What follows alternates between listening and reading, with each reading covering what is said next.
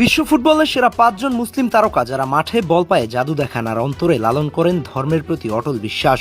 যতই কষ্ট হোক রোজা রেখে হলেও তারা ফুটবল খেলেন, কিন্তু রোজা ভাঙেন না। আসুন সেই ৫ জন তারকার নাম জানি আজ।